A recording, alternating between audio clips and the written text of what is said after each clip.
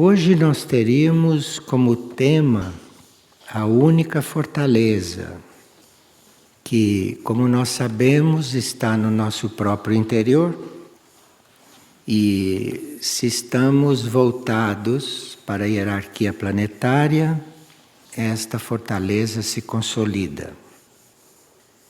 Nós temos um comunicado de Cthulhu, só que no comunicado ele se apresentou como São Francisco de Assis. As hierarquias podem não se apresentar na forma e na vibração que elas apresentam hoje, mas, como hierarquias, elas podem se apresentar com as vestes e com os nomes que eles usaram aqui na Terra quando se tornaram nossos conhecidos. Então, este comunicado que nós vamos estudar agora não vem assinado como Cthulhu, vem assinado com Francisco de Assis. Tanto pode ser um reflexo, como Francisco de Assis, como pode ser também um corpo que ainda esteja servindo, um corpo de Francisco de Assis. Porque estes seres muito avançados nem sempre dissolvem rapidamente os seus corpos astrais ou seus corpos sutis, dependendo do uso que eles forem fazer desses corpos, esses corpos perduram. E nós sabemos que, dependendo do trabalho que fazemos enquanto encarnados, e se enquanto encarnados temos um alinhamento perfeito com a mônada, isto dá a possibilidade dos nossos corpos internos permanecerem por séculos. E no caso de Francisco de Assis, pode ser que tenha um corpo dele ainda trabalhando e servindo. Ou pode ser que ele hoje tenha se apresentado como Francisco de Assis. Bem, Cthulhu, como se apresenta hoje, é a segunda hierarquia em Mistritlan. E Cthulhu canaliza em Mistritlan o segundo raio. Ele trabalha muito em união com a Mar de Aurora, que canaliza o primeiro. Esse trabalho em conjunto do primeiro e do segundo raio, isso está hoje entre as coisas de Cthulhu. Agora, Cthulhu, que nós conhecemos como Francisco de Assis, não? Cthulhu, hoje, é um ponto focal de energias extrasistêmicas. E é um ponto que colabora na transmutação do logos da Terra, da consciência da Terra. De forma que Francisco de Assis evoluiu muito e hoje está em trabalhos deste gênero. Agora, Cthulhu não cuida só desta transmutação do logos da Terra em Mistritlan, como hierarquia de Mistritlan. Mas ele, em função da humanidade, ele estimula o surgimento da consciência divina no homem, mas não cuida só do surgimento da consciência divina no homem, que é um trabalho interno da maior envergadura. Mas ele também cuida da interação entre os reinos. Vocês se lembram que São Francisco gostava dos lobos, dos pássaros, desde aquele tempo. Então hoje Cthulhu cuida da interação entre os reinos. Veja como tudo evolui, como tudo cresce, como tudo vai para o alto, não ir para a frente. Cthulhu estimula então o surgimento da consciência divina no homem e enfoca certas mônadas para que elas sejam transmutadas dentro do reino humano. Ele cuida da transmutação das mônadas. É uma hierarquia muito elevada, muito alta. Pelo que nós fomos informados uma vez, Cthulhu, na sua evolução em Mestitlã, assumirá a função de instrutor do mundo. E para isso ele está se preparando, porque todos têm que se preparar, inclusive a hierarquia, para coisas mais amplas. Então o futuro dele seria ser instrutor do mundo. Então veja como fala conosco, nesse comunicado, de uma forma que a gente possa compreender de uma forma muito simples e que olha para nós, independentemente de todas as suas funções altas e elevadas, mas como cuida de nós nos menores detalhes. E ele fala para quem está num centro espiritual, porque está falando conosco, está falando com a Casa Luz da Colina. Então ele diz: aquele que vive como peregrino deve saber que para estar mais tempo em um centro espiritual, deve observar certas coisas. Deve observar que a vida de liberdade, que é essa que o homem ilusoriamente busca, que a vida de liberdade será substituída pela entrega da pequena vontade à vontade maior. Isto ele está falando para quem frequenta os centros espirituais. Está falando como Francisco de Assis, não é? Então, esta busca de liberdade, que todos estão tão empenhados nela, vai ser substituída. Em um centro espiritual deve ser substituída pela entrega da pequena vontade à vontade maior.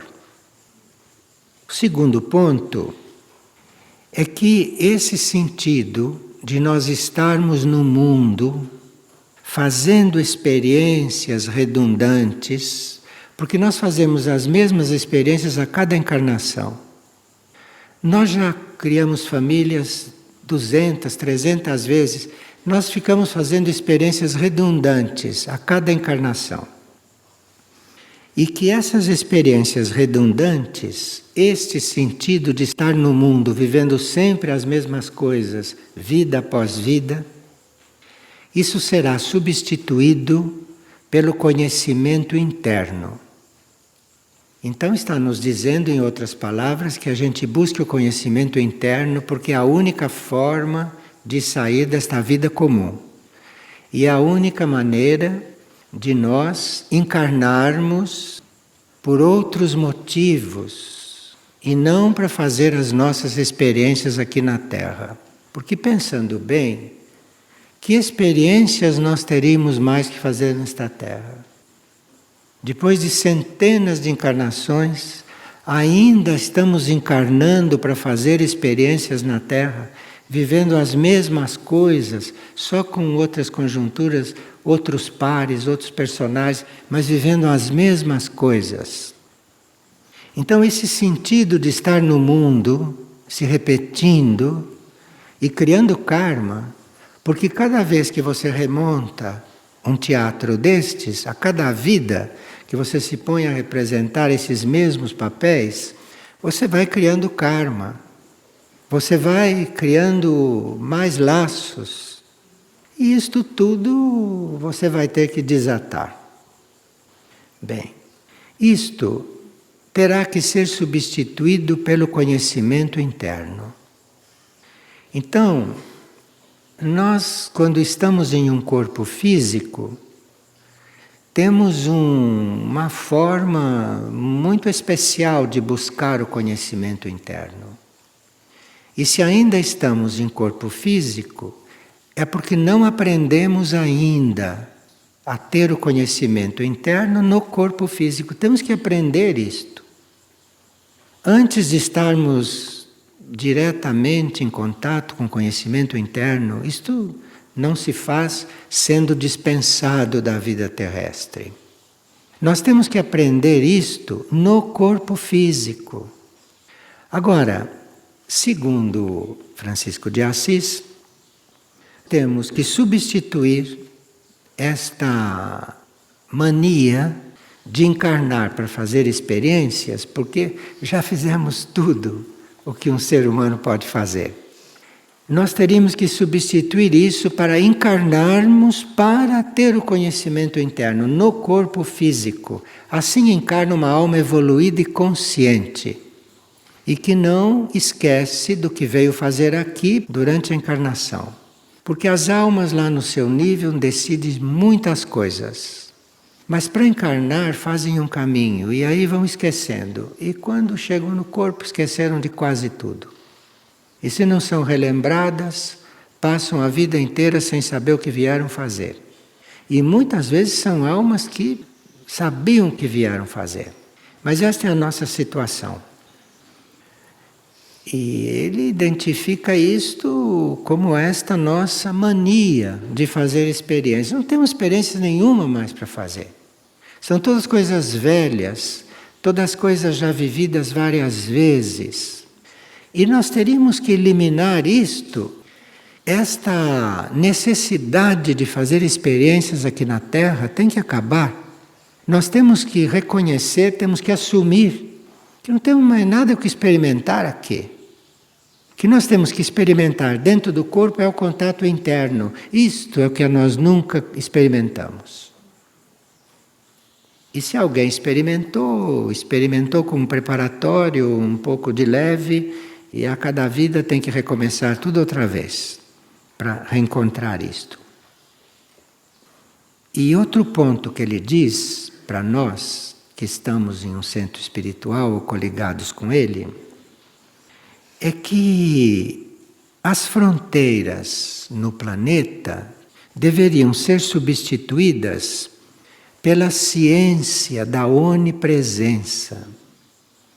Sim, porque se nós conhecemos a ciência da onipresença, se nós aprendemos a ser onipresentes, isto é um raio imaterial que existiu na prática para muito poucos seres que eram onipresentes, muito poucos. Mas isso, mesmo como energia imaterial, como raio imaterial, ele está disponível para nós todos.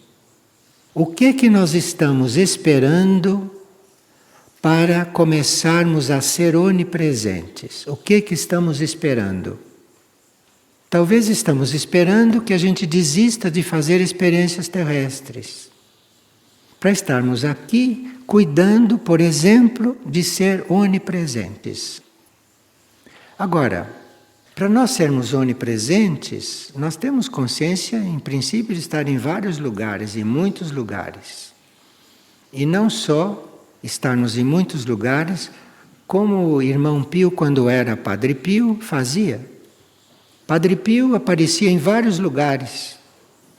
Padre Pio estava lá em San Giovanni Rotondo, estava aparecendo nos Estados Unidos. Então, dentro de um corpo humano, já houve a onipresença.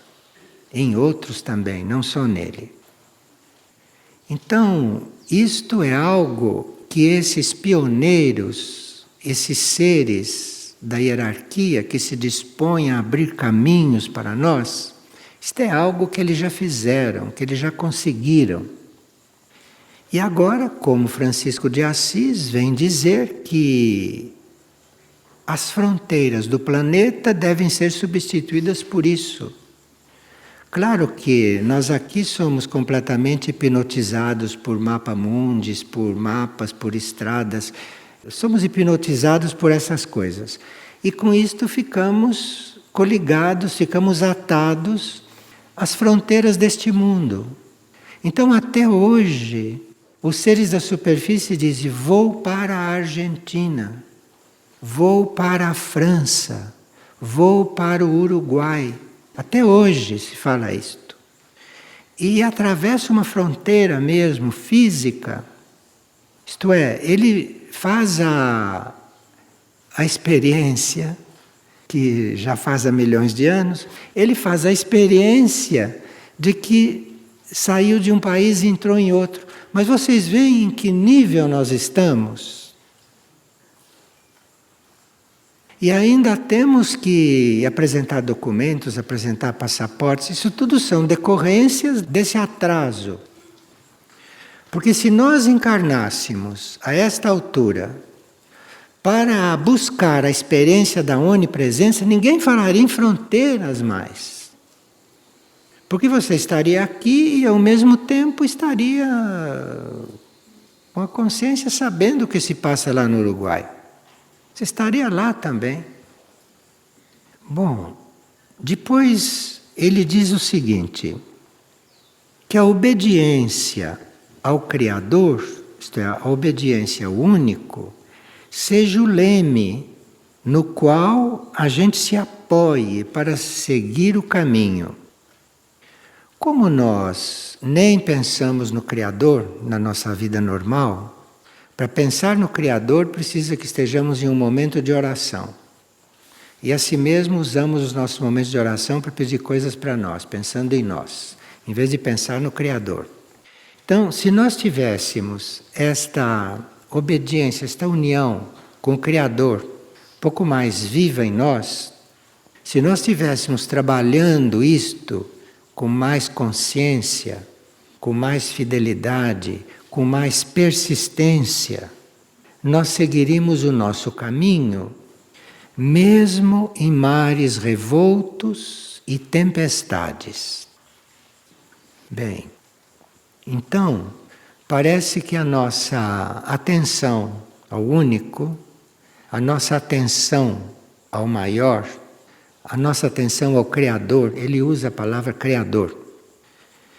Então, se nós tivéssemos a atenção lá, numa forma estável, nós não sentiríamos os mares revoltos e nem as tempestades. Então, isto é uma coisa para nós nos lembrarmos, não? Se começa a transição da Terra de repente, se nós estivermos aqui, nos lembremos de colocar lá a mente no Criador, colocar a consciência no Criador, porque parece que este é o sistema. Para você não estar sentindo os mares revoltos e não estar sentindo as tempestades. E o que será que acontece com você, não? O que será que você experimenta durante uma transição da Terra? Imagina se o eixo começa a se inclinar. O que será que você experimenta nesse momento? Será que você vai experimentar o que todos experimentam? Ou você vai experimentar outra coisa? Para experimentar outra coisa naqueles momentos, mesmo estando aqui, precisa que você esteja bem coligado com o Criador, bem coligado com o único. Isto é uma experiência que a gente devia nascer para fazer. E para nós buscarmos estas experiências, para nós vivermos em função destas coisas, não tem tempo para fazer nenhuma experiência terrestre que já fez. Quando uma experiência terrestre se apresenta, você diz, pelo amor de Deus, eu já sei como é isto. Porque aí você iria fazer aqui outras experiências, como diz Francisco. Bem, ele disse, de uma vez por todas, nós teríamos que saber que o verdadeiro peregrino, isto é, esse que está caminhando, está no nosso interior. E que nós não devíamos nos distrair com mais nada. Porque tem uma forma de nós lidarmos com as coisas deste mundo, tem uma forma de nós estarmos cumprindo o karma, não? Não podemos negar que estamos cumprindo um karma. Embora a lei evolutiva superior já esteja aí acenando para nós estamos ainda aqui cumprindo o karma, karma material. Então, que a gente tome cuidado que mesmo nesta lida, mesmo nesta comédia, ou mesmo nesse circo equestre, que são os nossos karmas materiais, que a gente não se deveria distrair. Cumprir tudo isto, porque se está aqui é porque não está cumprido. Cumprir, mas não se distrair com isto. Não fazer disto a razão da vida. Porque a razão da vida não é esta.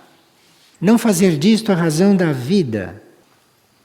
E a gente não se distrair e não esquecer que o contato com as hierarquias está no nosso interior.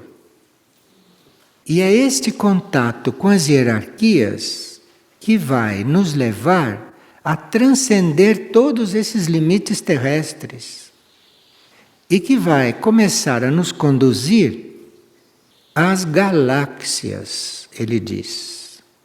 Imagine esta ciência que está querendo chegar em Marte, em Vênus, em Júpiter. A hierarquia quer nos levar às galáxias, compreende? Aqui nós estamos com uma ciência da idade da pedra, que está querendo chegar à Lua. Quer dizer, conseguiram chegar na Lua. Para não desanimarem, foi concedido chegar na Lua.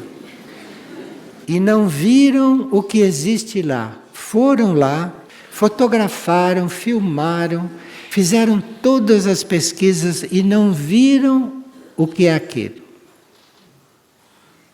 Não perceberam o que está lá.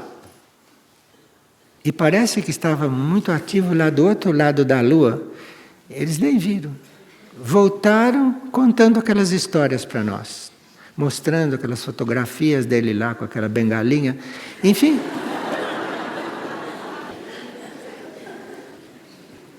Então, enquanto as hierarquias estão querendo nos levar às galáxias, nós estamos cientificamente querendo chegar nos planetas.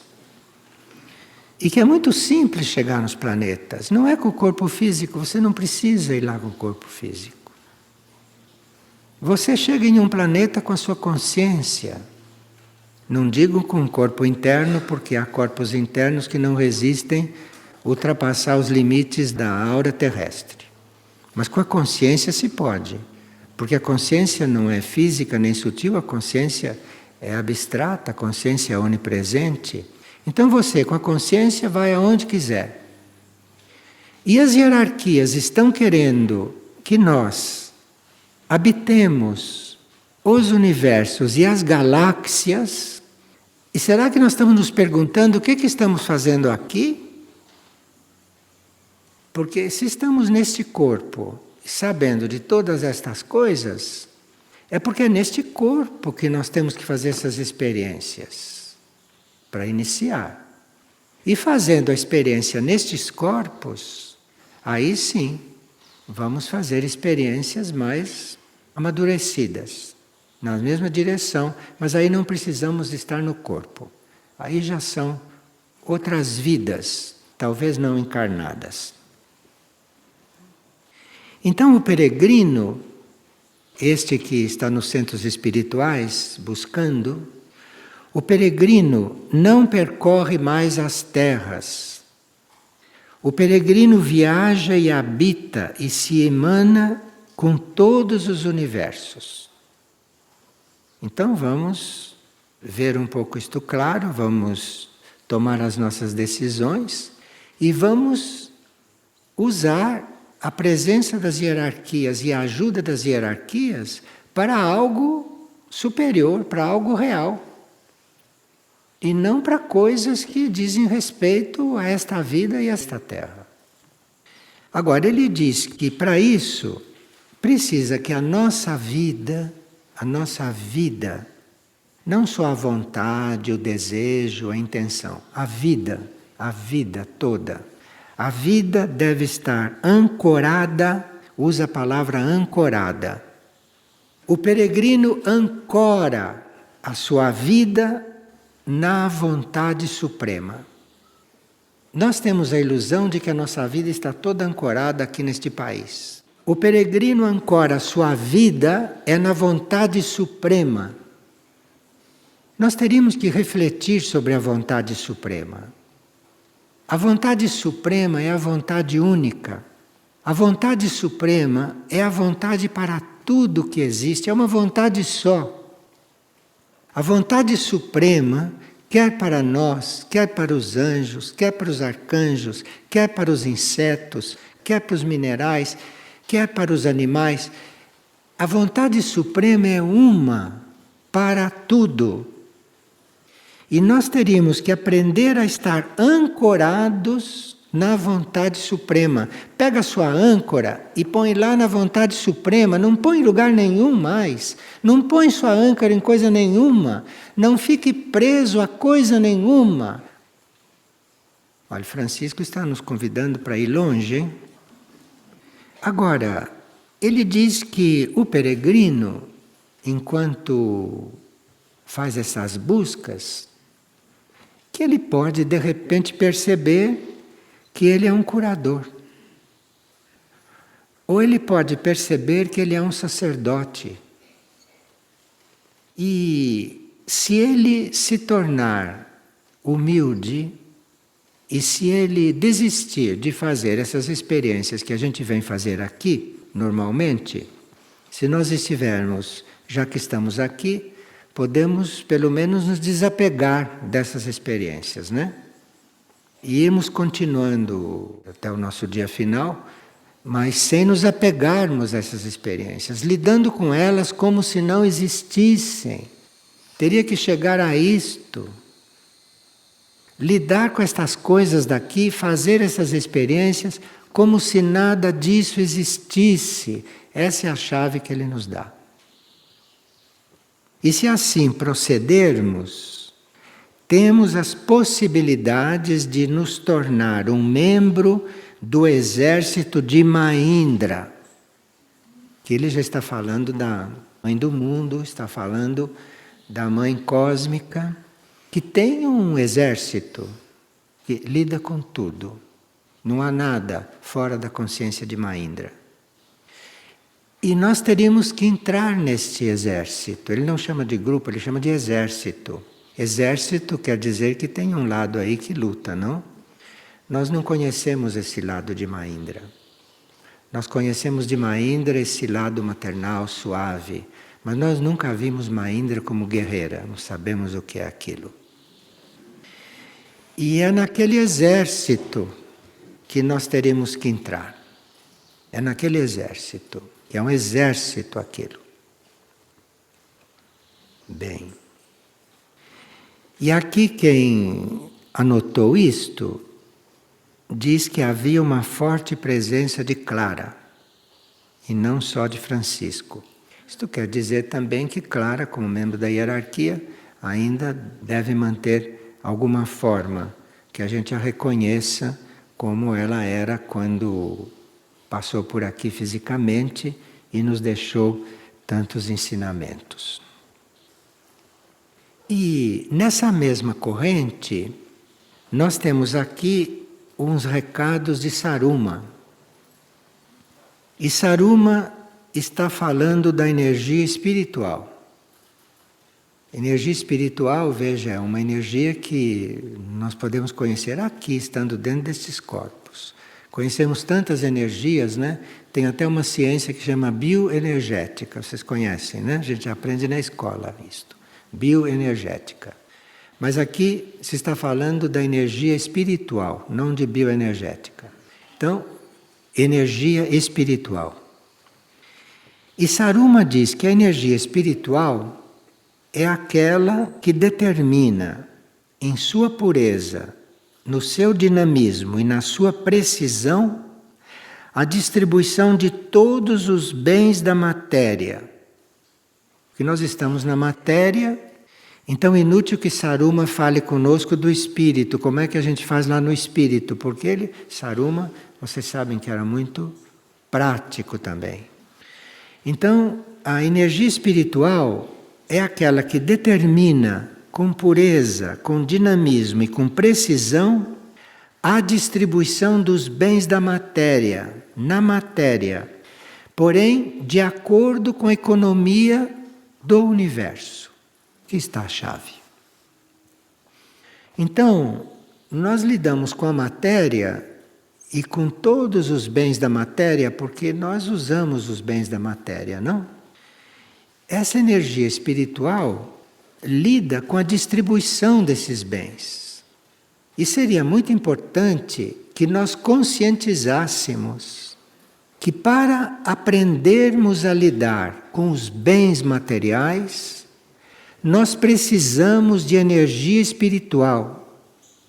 Porque a energia espiritual é aquela que nos leva a lidar com os bens da matéria com pureza, com dinamismo e com precisão. E claro que os bens da matéria são para ser distribuídos. Nós estamos aqui com muitos bens passando por nós, com muitos bens nas nossas mãos, e a nossa experiência terrestre e humana é que isso vem para nós usufruirmos desses bens. Isto vem para nós distribuirmos. Só que não é uma distribuição feita assim como fazemos, mas é uma distribuição de acordo com a economia do universo. Então veja que nós teríamos que estar um pouco mais coligados com o nosso centro interno. Porque para lidar com as coisas materiais, porque estamos lidando 24 horas com coisas materiais, em todos os níveis, de todas as formas, em todas as quantidades, em todas as proporções. E a energia espiritual que deve estar lidando com isto em nós. E não estarmos lidando com isto do ponto de vista material. Porque lidar com a matéria do ponto de vista material, isto a gente aprende numa escola de contabilidade, a gente aprende aqui na escola da vida terrestre. Tem pessoas que encarnam centenas de vezes e aprendem a lidar com a matéria. Só que não aprendem a lidar com a matéria com a energia espiritual. Então não lidam com a matéria de acordo com a economia universal. Porque a matéria faz parte da economia universal. E se você não está coligado com a economia universal, você lida com a matéria como todo mundo lida. E vai criando karma com a matéria, e vai criando ligações com a matéria, e olha que na hora de desencarnar para sair do corpo, é uma luta. Tem uma hora que a mônada tem que dar um puxão, senão não sai. Não sai. Tem que dar um puxão para sair. Bom, essa economia espiritual não tem nada a ver com a economia aqui. Nós temos que lidar com a matéria, com as leis da economia espiritual. Mas a economia espiritual é aquela que distribui com precisão o que é necessário para os projetos da hierarquia. Porque nós não temos projeto algum, esses nossos projetos são para esquecer. Todos esses projetos aqui do mundo, isso é tudo para esquecer. Nós temos que conhecer, são os projetos da hierarquia, isto sim. Porque a hierarquia é que tem projetos que fazem a Terra desenvolver. Nós não sabemos. Nós chegamos a perfurar a terra para extrair todos os seus minérios, isto em nome do progresso. Imagina. Os projetos são os projetos da hierarquia espiritual, não são os nossos projetos. E nós teríamos que reconhecer esses projetos da hierarquia espiritual, que é para esses que nós temos que trabalhar. São os projetos da hierarquia espiritual, como Figueira, como Aurora, e tantos projetos que a hierarquia espiritual tem que a gente nem fala porque não tem como desenvolver. Por exemplo, o projeto da hierarquia para a manifestação de Hermes. Não se pode nem falar nisto. Como? Com o quê? Que nós vamos falar nos projetos da hierarquia para a manifestação de Hermes, nesta altura. Vamos cuidar do projeto da hierarquia para agora, neste momento. E a economia do universo trabalha no sentido de distribuir o que é necessário para esses projetos. Agora, ela seleciona e reconhece, e quando reconhece, atinge o coração daqueles que são canais em função da energia espiritual. E a esses encaminha a energia material e a energia monetária. Então tem uma forma de nós termos energia material e termos energia monetária, que é a forma deste mundo. E nós não estamos tratando disto. Nós estamos tratando desta canalização da energia material e da energia monetária, porque faz parte da matéria, que está no plano, no projeto da hierarquia. Então, no projeto da hierarquia, deve estar que alguns de nós devem estar canalizando a energia monetária. Então, cuidado com isto. Cuidado. Quando você está manejando a energia monetária em função de um projeto da hierarquia, cuidado com isto. Porque o projeto da hierarquia, o emprego da energia monetária e material da hierarquia não é o mesmo emprego nosso. É outro emprego desta energia. E nós temos que descobrir como é isto. Existe um princípio básico que daqui parte tudo. Isto é que a energia material e a energia monetária está passando por você. Isto é uma coisa básica. Se você por um momento acha que aquilo é seu, acabou. Acabou e o projeto da hierarquia vai procurar quem veja isso de outro jeito. Porque se foi colocada nas suas mãos energia material, em geral, ou energia monetária, e você vai usar isto como é usado, você sai do projeto da hierarquia. Você está fazendo já o seu projeto, sem perceber. Porque isto não se usa à nossa maneira. A manifestação disto e o uso disto está ligado à doação. Então, as coisas todas passam por nós para serem doadas. Não são para nós, são para serem doadas. E para serem distribuídas, não à nossa maneira, mas à maneira do projeto da hierarquia. Agora, parece que tem uma chave básica, inicial para nós.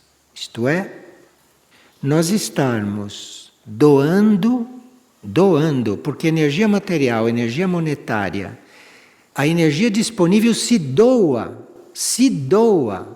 Qualquer outra forma de lidar com essa energia é da Terra, é da humanidade, não é do projeto da hierarquia. Energia se doa. Agora, como aprender a doar a energia?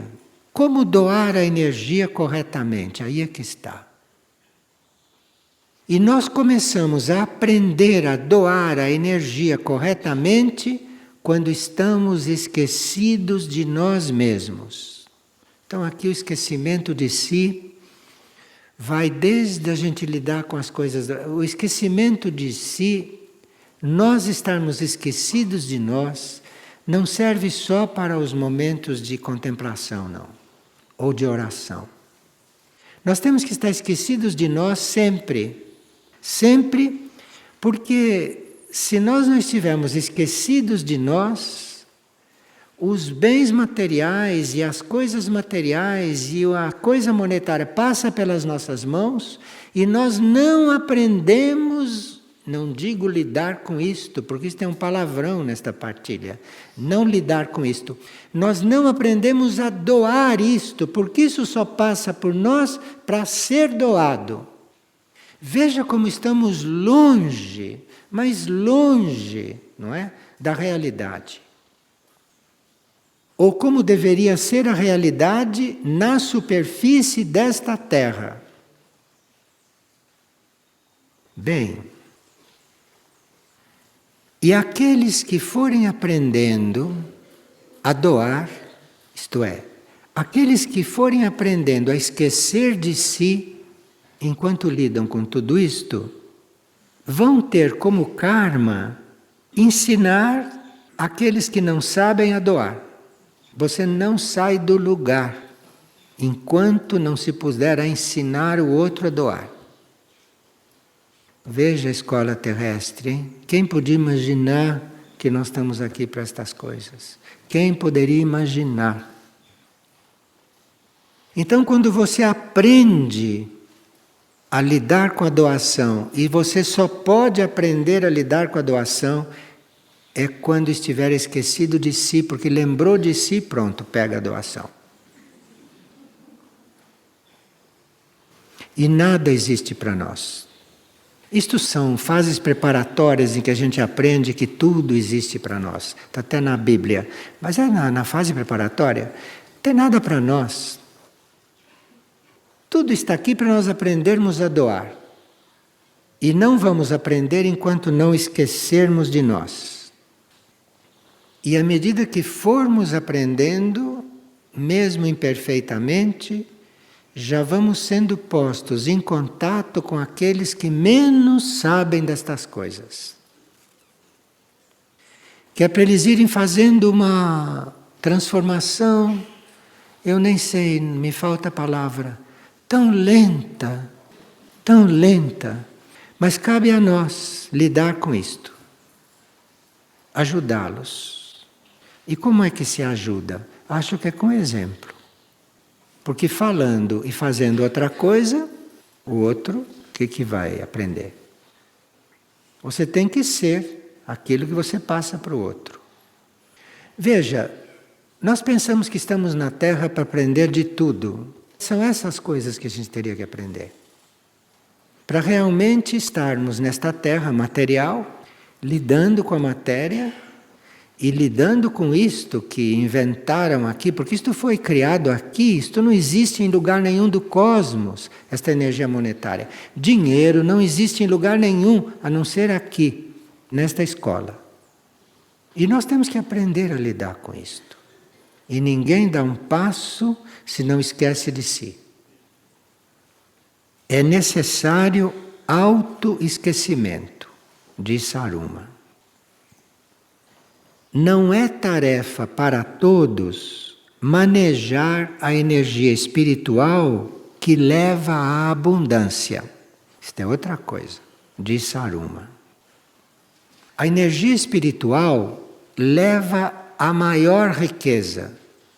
Não só riqueza material, não, óbvio. Riqueza material vem como acréscimo. Mas a energia espiritual leva à abundância de tudo. Então é a energia espiritual que nós temos que estar realmente buscando. A energia espiritual é aquela que leva à abundância. É uma arte aprender a doar e multiplicar o pouco e o muito que se tem. Você tem que multiplicar sempre. Se você tem uma moeda, você tem que aprender a multiplicar aquilo. E se você tem muito, você tem que aprender a multiplicar aquilo. Aquilo não se multiplica ganhando, fazendo negócios. Aqui nesta terra existe a ilusão de fazer negócios. E você vê quem faz negócio, de repente perde tudo, como se nada tivesse feito. Mas não aprendem. Porque aqui não tem nada que seja negócio. Você não faz nada aqui por negócio, se você está coligado com o projeto da hierarquia. Que não há negócio nesta terra. Tem negócio algum que fazer aqui. Aqui você tem que aprender a doar, não a fazer negócio. A nossa consciência teria que se abrir para estas coisas. Porque senão você fica reencarnando, compreende? e fazendo as mesmas coisas.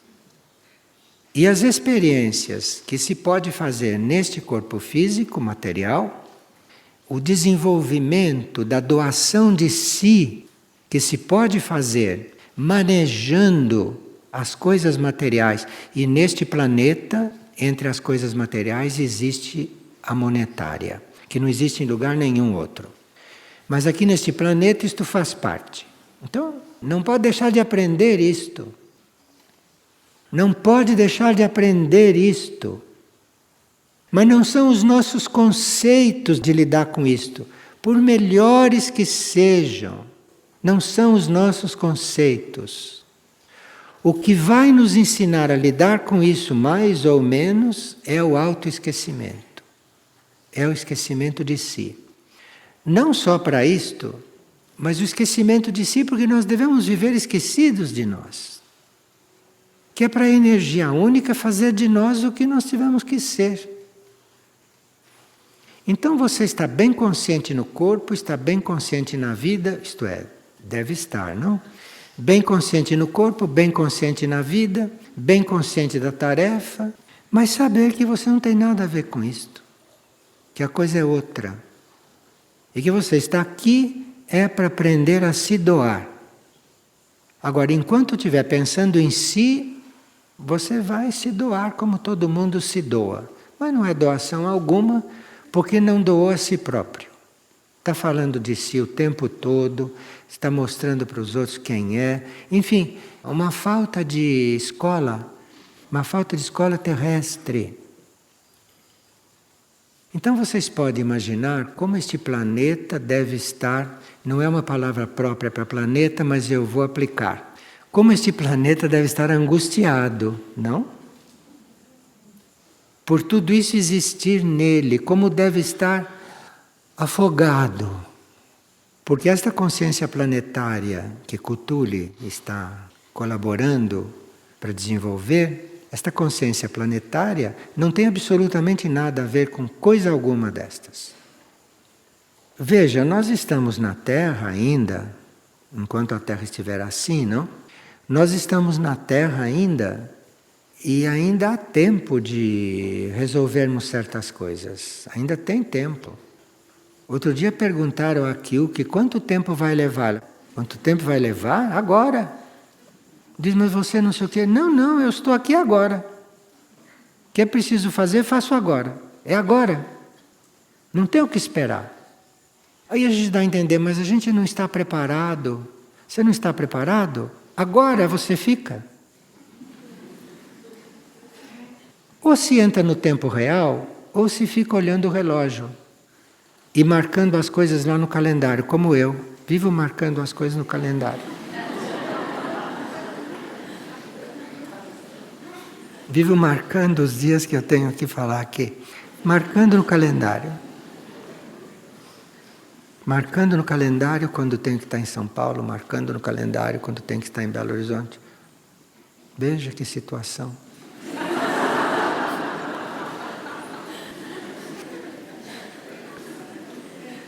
Bom, voltando ao assunto. Aqui diz, na verdade, nós não temos nada. Na verdade, nós administramos as coisas. Palavra que com as escolas de administração tem um karma terrível. Mas não tem outra. Não tem outra. Ela foi desvirtuada. Ela perdeu o seu sentido espiritual. Então usa-se hoje a administração para coisa de produção. Administração. Mas esta palavra quer dizer, em primeiro lugar, nós nos administrarmos. Temos que aprender esta administração. Administrarmos a nós mesmos, administrarmos as nossas forças, administrarmos os nossos pensamentos, administrarmos os nossos sentimentos, administrarmos os nossos gestos, administrarmos tudo. Tudo que passa pelas nossas mãos. E diz que doar significa não reter, obviamente, não reter. Então cuidado, viu? Na hora de partir, não queira reter a própria vida aqui, não cometa esse engano que todo mundo comete. Quando você sente o primeiro sinal de que está indo, ó, não retém nada, não reter. Não reter. Ele não diz o quê? Ele diz não reter. Quer dizer, não tem nada para ser retido, nada. Nada para ser retido. E viver no equilíbrio da forma. Aqui é que está. Porque estamos na forma e mesmo sabendo de tantas coisas e tendo que aprender tanta coisa, existe um equilíbrio da forma. E nós temos que aprender a nos manter no equilíbrio da forma. A forma é para ser equilibrada. E nós temos que manter o equilíbrio da forma.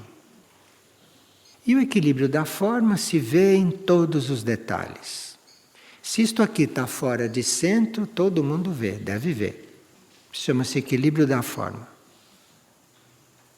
Se ali tem uma coisa despencada caindo, isso é falta de equilíbrio na forma.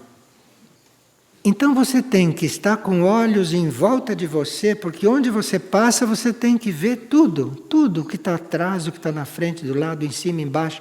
Isso chama-se o equilíbrio da forma.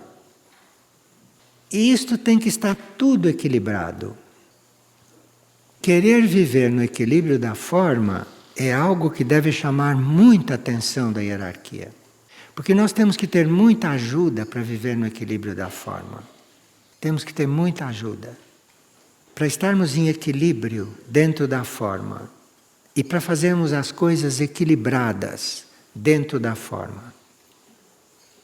Ter consciência de que a matéria está a serviço do espírito e que alguns devem trabalhar com a matéria por aqueles que não sabem trabalhar.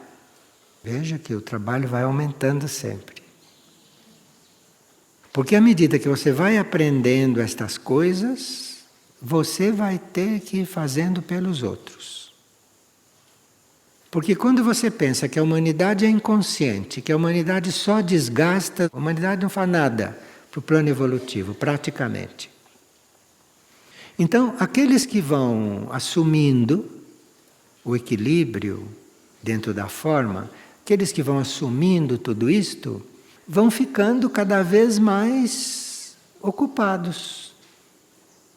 Porque o plano vai dando a eles tudo o que os outros não fazem. E como quase ninguém faz, você imagina. Você imagina o que nos espera. Se nós estamos aqui na Terra de verdade, e não estamos na Terra como todo mundo está.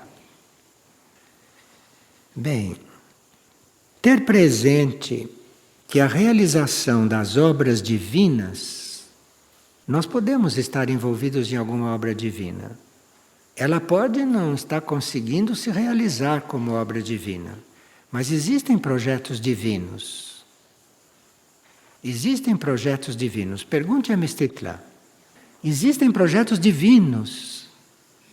Projetos não da hierarquia só, projetos divinos existem.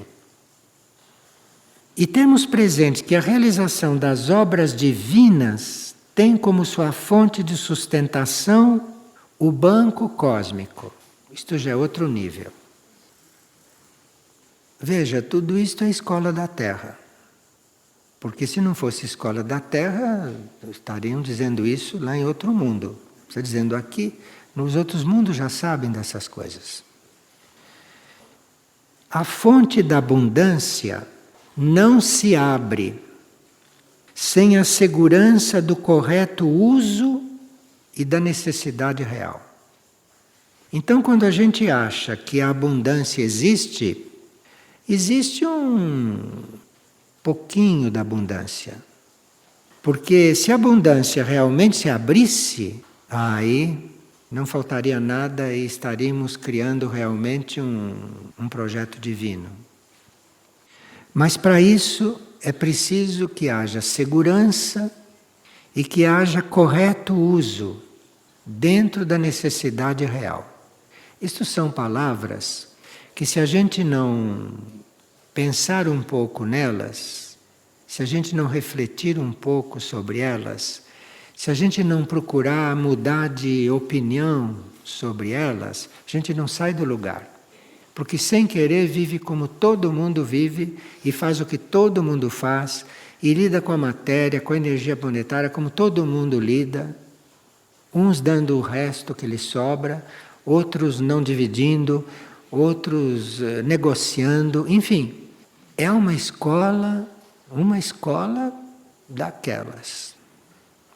Onde você piscou os olhos, não está vendo nada o que se passa. Pode nem piscar nesta escola. Isso é a escola dos concentrados, né? De quem está concentrado dentro de uma ideia hierárquica, dentro de uma ideia evolutiva e hierárquica. Agora, Saruma sugere um exercício. Eu vou ler o exercício como está escrito aqui. Para que se trabalhe com as energias materiais, em princípio, propõe-se o seguinte exercício: 2 vezes por semana, permanecer sem a utilização da energia elétrica, inclusive nos chuveiros. Em pouco tempo, se formos livres e sinceros nesta prática, pode-se contatar, através deste exercício, o que poderá deixar em vão de escoar. Isto é, aí nós vamos aprender a não deixar as coisas escoarem sem que a gente veja. E não desperdiçarmos e aprendermos a recolher as coisas para alimentar a vida interior. Veja, os filósofos dizem, meu Deus, mas como é que eu vou dar tratos à minha bola para começar isto? Ele diz, desligue o chuveiro elétrico 2 vezes por semana. Experimente tomar banho frio 2 vezes por semana. Ele deu a sugestão que todo mundo, se quiser... E aí, se fizer isso, quem sabe o que pode acontecer, não? Quem sabe o que virá depois? Para Saruma falar em chuveiro elétrico, é porque é um caminho. Só que ele desligado, ele diz 2 vezes por semana. Olhe, mais simples, impossível. Todos esperavam regras ocultas. Desculpem a desilusão. Muito obrigado a todos.